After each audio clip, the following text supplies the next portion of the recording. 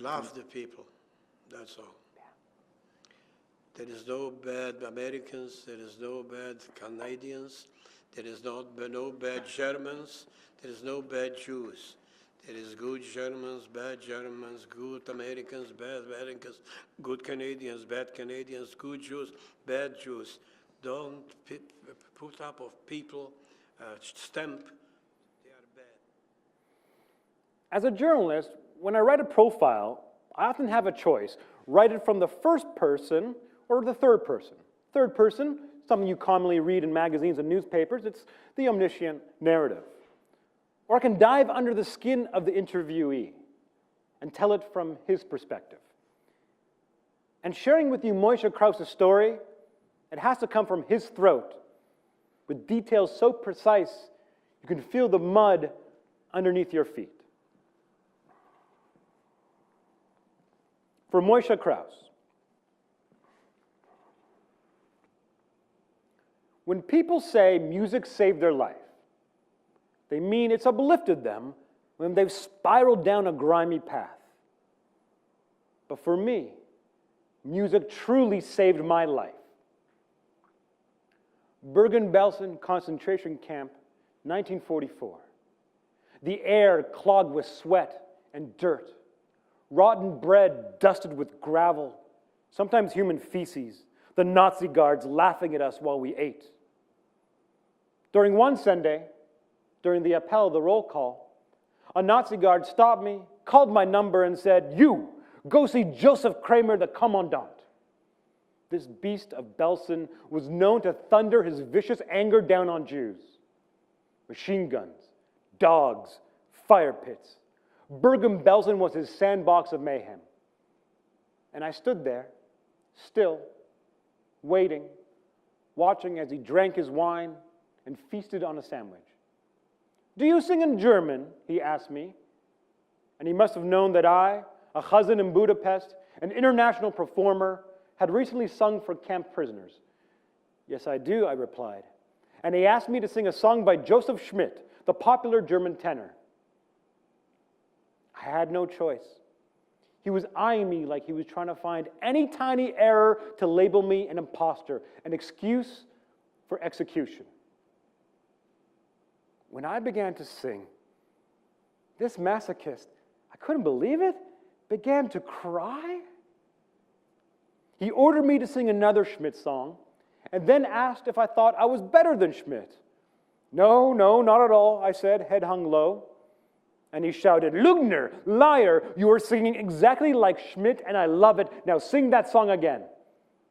And I did, 8 more times. And for the rest of my days at Bergen, Kramer called me Lügner. And he ordered me to sing for him every Sunday for 11 months. I cry when I tell people about Kramer, Schmidt, because without that meeting, I would have died in the Holocaust with the rest of my family. On one morning, a Nazi on patrol who was new to Bergen selected me to be one of the 1,000 prisoners burned alive that day. Head hung low, eyes cast to the ground, I thought, let them finish with me and be done with it already. I felt the end sidling near, a heavy pall that hung over all of our heads every day, caging this patch of inhumanity. I suddenly heard, "Lügner, was machst du dort? What are you doing there?" And I looked up to see Kramer, and he was yelling at the Nazi patrol. And I was never to be included in that lineup again. When I got back to my barracks, the other prisoners hugged me and cried out, "Moishele, you are alive, you're here, let's dance, let's celebrate."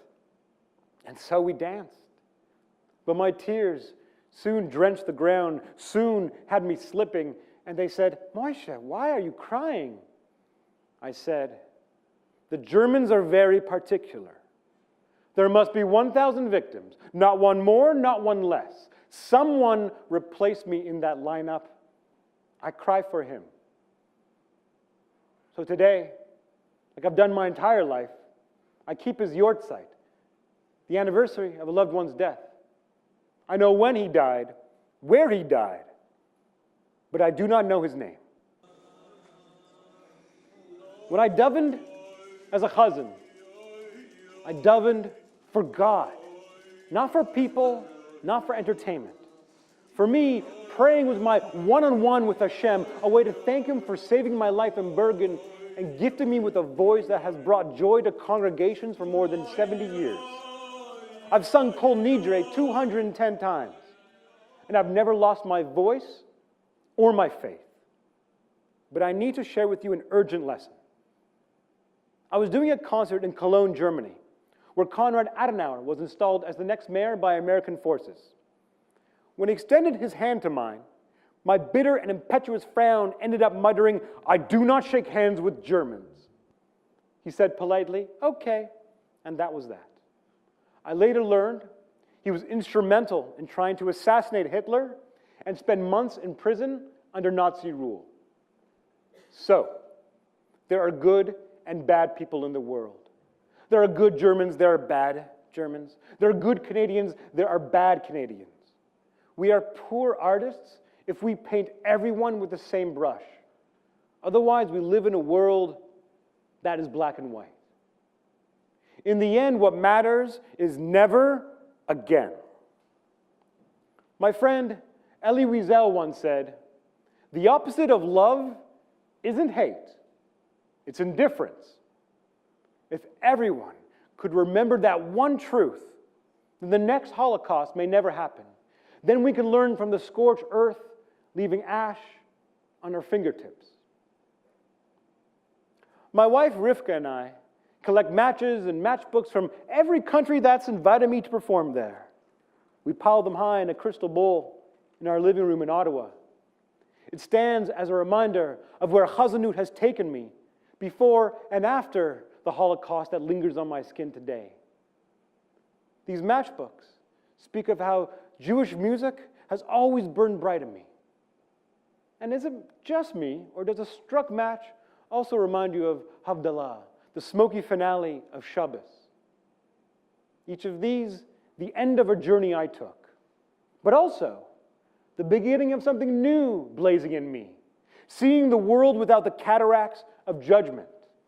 Ingrained in the wood of these matchbooks is a time capsule where each country says, Moisheleh, we want your stories and your music, but open your arms to what we've been through. So tonight, let me honor the fallen Jews who never got a chance to take home their matchbooks to their own crystal bowls, but whose lives sacrifice demand that we shed our indifference. Let's light the way forward for others who deserve to hear their names whispered by warm winds.